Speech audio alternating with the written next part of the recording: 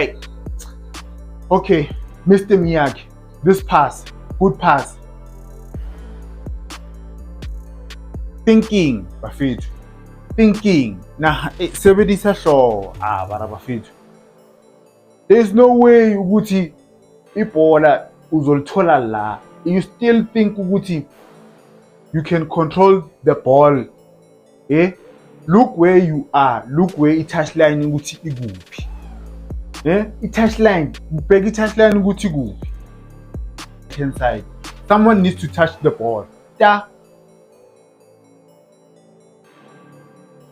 So goes 2. Decision making. Why ungashayi? Why ungashayi? Space is none between the defenders and the keeper or the touchline. Yeah? When ufuna ukutrap iball, why ungashayi la? Shoot.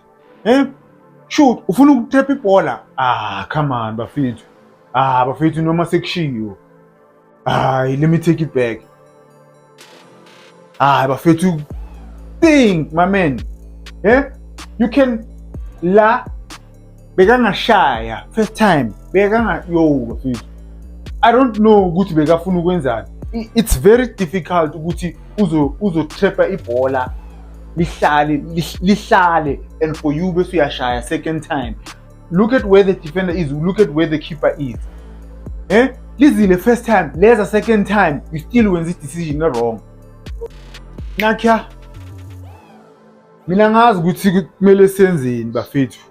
Angisazi. Mr. Miyagi, pass. Mara bafethu. You know ayikho into ebuhlungu ne as a fan or as a coach to see a player that's always in the right positions.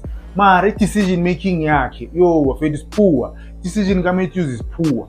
He's always in the right position. Ama-fans angeke akhale nje for anything. Sikhale nje, sikhalele mahala.